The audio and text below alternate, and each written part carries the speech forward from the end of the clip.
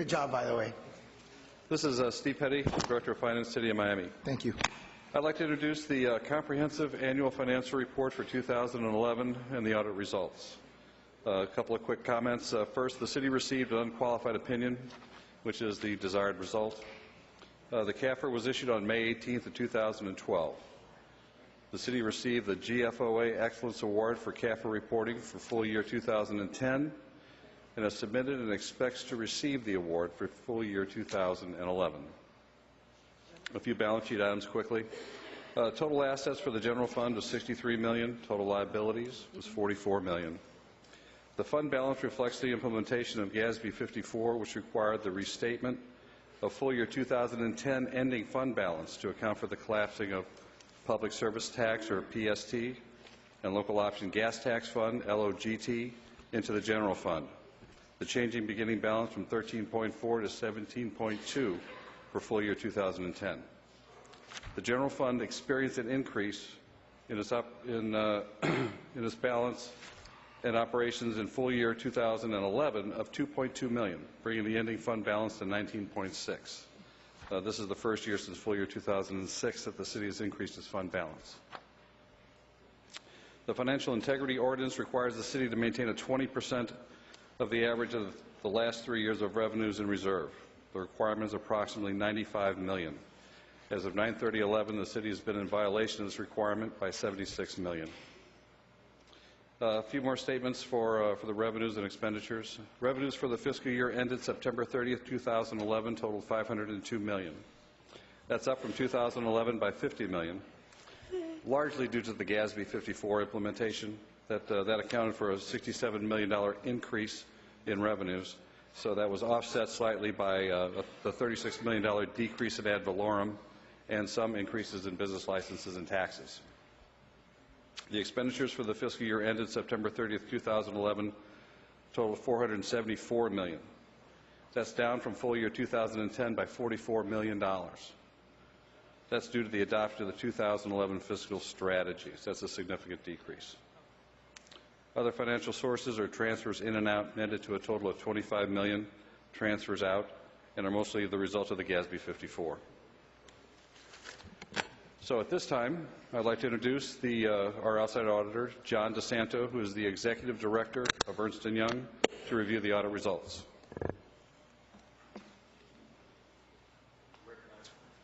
You're recognized for the record, sir. My name is John DeSanto. I am an Executive Director with Ernst & Young, and I was the partner on your audit. Good afternoon, members of the Commission. I do appreciate the opportunity to present our audit results for the September 30, 2011 fiscal year. We did express a clean or an unqualified audit opinion on the financial statements of the City for the year ended September 30, 2011. We also selected 12 of your federal and state grant programs and issued one qualified opinion on compliance, and that was with the Community Development Block Grant Program. We issued clean or unqualified audit opinions on compliance with the remaining 11 programs. We also issued, in accordance with government auditing standards, a report on internal control over financial reporting and compliance with laws and regulations, contracts, and grant agreements. In that report, we disclosed 2 material weaknesses in internal controls over financial reporting. One of those was on what we call the financial statement closing process. That's the process that the City uses in closing its books for the year, recording, adjusting journal entries, and then preparing its external financial report, or its Cafr. The other material weakness was in the area of capital asset accounting and reporting.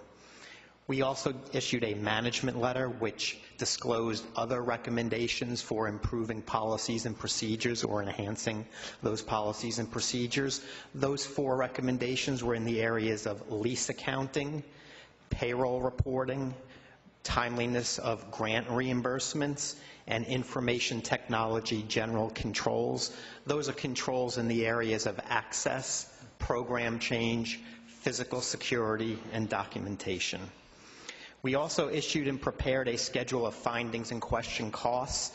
In that report, we disclosed 3 findings over the federal and state grant programs that we audited.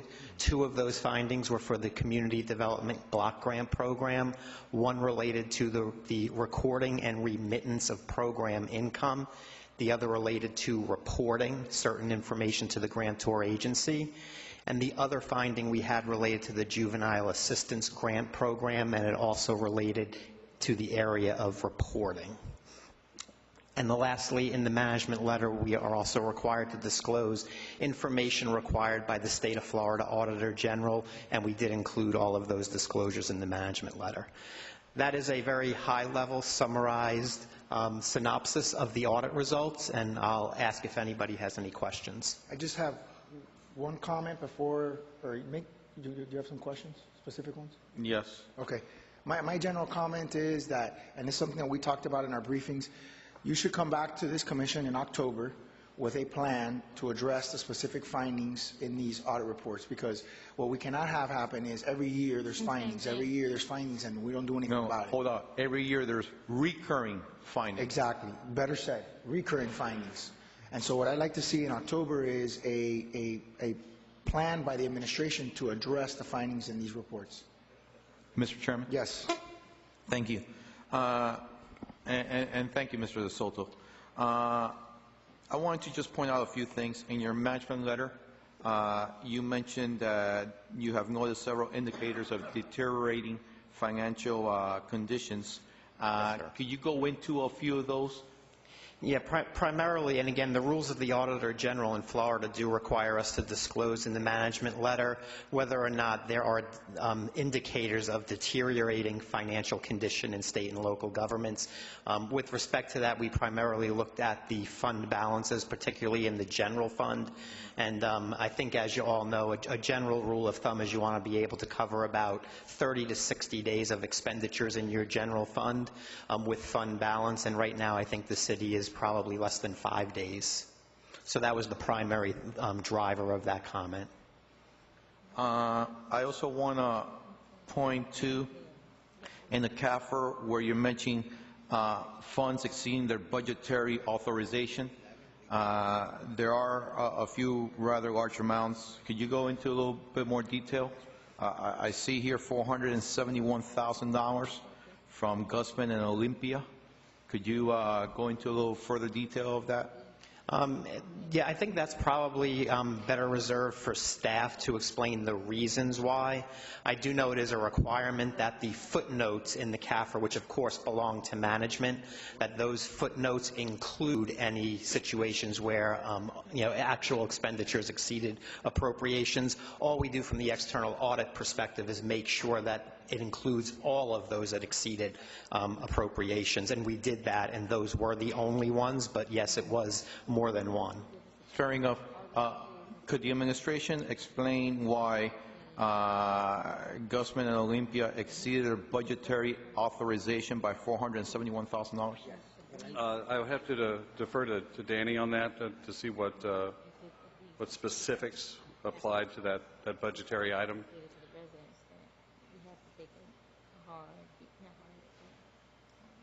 I think Danny's busy. Danny, Danny, you're up to bat. Danny, where are you? You had a question for him? Yes. I'm sorry. Can I just dovetail on a comment that you made earlier in terms of the cash on hand?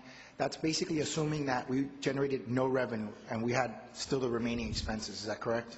That's correct. It's assuming that there's zero revenue, that you should have fund balance or assets related to that fund balance to cover between 30 and 60 days. Most governments have something, policies within that 30 to 60-day range. We do too. We just don't follow it. Well, you're just not there yet, right? Thank you. Actually, it's more than a policy. It's an ordinance, but whatever. Alfonso, Budget Director. Yeah, and Dan, in all fairness, on page 38 of the Cafr, is showing, funds exceeding their budgetary authorization, and Guzman and Olympia exceeded their budgetary authorization by $471,000. So could you provide some insight on that? Okay. And in the end-of-year item, I believe we addressed the issue with the Gusman Center. My understanding that there was an original agreement with the Gusman Olympia to make a transfer of the facility by a certain time, and that there would be expectation for revenue from them.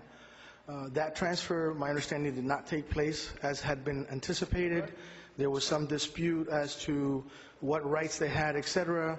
So by the time it actually happened, they had lost some opportunity to create revenue. The expenditures are what they are in a sense, so that there was an additional transfer to Gusman required to make them whole, so that in the 11-12, they started with zero balance and they get no general fund subsidy, so they're supposed to stand on their own 2 feet. Thank you. Moving on, I just want to touch upon the qualified opinion. Yes, sir. I think in the past, I have mentioned with regards to a qualified opinion. Could you explain that it really should have been unqualified, however, what a qualified opinion is, so everyone understands that it's not a clean opinion, and what actually caused the qualified opinion? Yes, absolutely, Commissioner. In the case of the Community Development Block Grant Program, we are required to test 14 specific attributes relating to compliance. And in the case of this program, one of those compliance attributes is program income. And under the terms of these particular agreements, the city was required to remit back program income to HUD, to the grantor agency, and that was not being done during fiscal year 11 that was audited. As soon as we identified it and brought it to the attention of management, they immediately remitted the funds back to HUD.